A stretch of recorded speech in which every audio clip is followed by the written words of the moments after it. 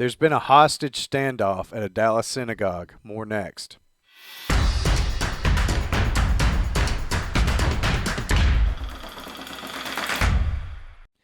Yeah, so Malik Akram, he's a British national.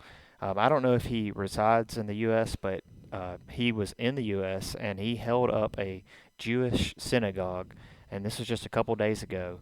Um, So you got more details on this? he's Muslim, and whenever you have the Muslim and the Jewish community, it can get inflammatory. I know the FBI said some things, and they've been hammered because they said it wasn't a hate crime, but then more information's coming out that's saying it might have been a hate crime. Right. They didn't initially call it terrorism. Right, but now it is. But what a great job by the team that diffused the situation. Right. All the hostages came out without any injuries, without any deaths. It didn't end well for the hostage taker, but yeah, that was a great job by the FBI, and we got a video here that gives us some more details. Dramatic ending overnight to the frightening 11-hour standoff at a Texas synagogue. SWAT teams moving in, and all of the hostages are now safe. ABC's Maria Villarreal is live on the scene in Texas. Maria, good morning.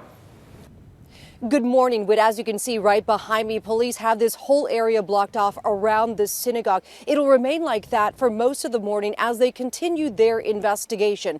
The standoff ending late last night in a dramatic way, just as it began earlier yesterday morning.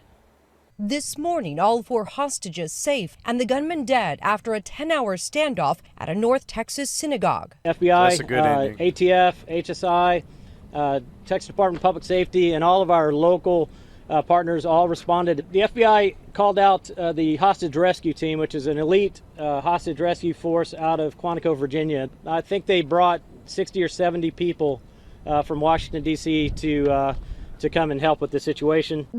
Yeah, that's just an amazing job, by the FBI to work together with their team, bring in people from Quantico. Yeah. And, we hear example after example of this, of the FBI, where they diffuse a situation like this and they're able to get all the people out alive while, taking care of the suspect.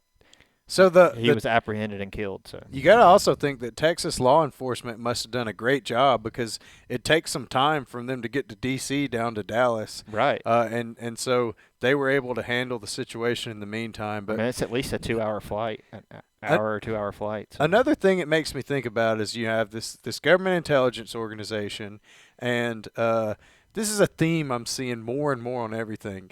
There's good things they do, and then there's bad things they do. They have good intentions, and they have bad intentions. There's good people in there. There's bad people in there. It's almost with every organization, because you see how good the hostage team handled it. They diffused the situation. But also you see all this shady stuff documented through history about how the FBI has been used as a political weapon. Yeah. They've been using informants and things like that. And they've done all kinds of things with like drug trades to flow in money. There's an abusive contracting situation with the intelligence agencies, prying on people's information. However, just saying that this is the theme I'm seeing in all kinds of news, that there's a good and bad side to everything. Well, they should definitely get credit here. Right. Great job done. So. The hostage rescue team, but what about the guys that come out and jump the gun, being like, "Oh no, this wasn't a hate crime. Let's just dismiss it like it didn't happen." Yeah.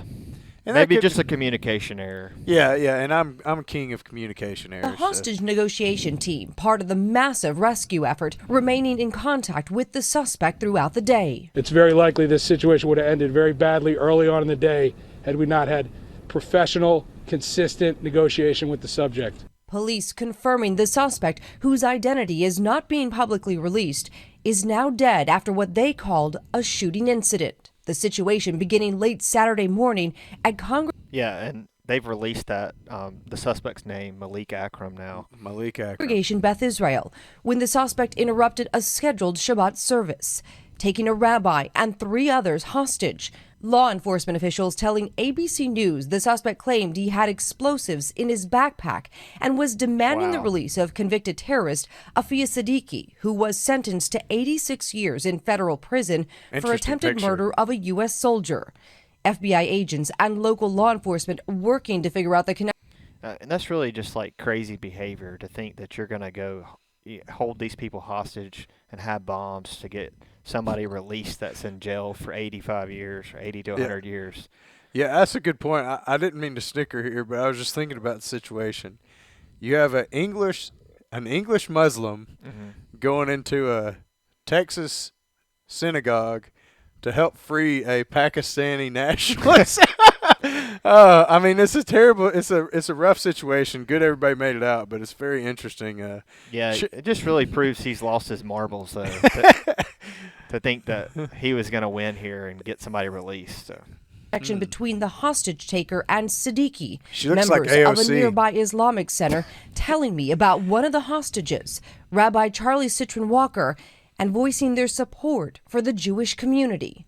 I know Rabbi Charlie for the last 6-7 years. We have worked as part of Interfaith. He has been somebody who has taught everybody that people come first, then the faiths, and look at all the positive things. We are always with them, and whatever they need help and anything, we are here for them. The release of Afia Sadiq was at the crux of the suspect's demands, but the attorney for this woman basically says she does not know him. He is not a relative of hers, and they condemned her actions, saying in part in a statement, his actions are heinous and wrong, and her case must be addressed through the court of law. Janae? Maria, thank you. Wow. So they weren't even related at all or friends of any kind? I'm curious for more details to come out, and it's obvious that the details are actively coming out because since this news story was done, they've actually named the guy. And I wonder if he was radicalized in some way to be connected to her. Yeah, and in the future, this video here will be a good archive point, to say, well, here's how it was being perceived now. Let's see when all the information flows out what the real story was. Yeah. But it seems and that was like really a great point there at the end, talking about the pastors working together through that organization, and that he was a great individual. That the Muslim the and rabbi, Jewish, they worked together through this. So, well, anyways, horrible situation that had a pretty good ending, and come talk about it with us on the freespeechforum.com. There's been lots of good discussion on this topic. Yeah, I think there's a thread already out there on this. So yeah, let us know what you think. Let us know more like why you think he did this, and any more details. If you're in Texas or in Dallas and you have some more information, please share it with us. Yeah, and like and subscribe. Hit that bell so you don't miss any future podcasts. All right, see y'all. See you next time.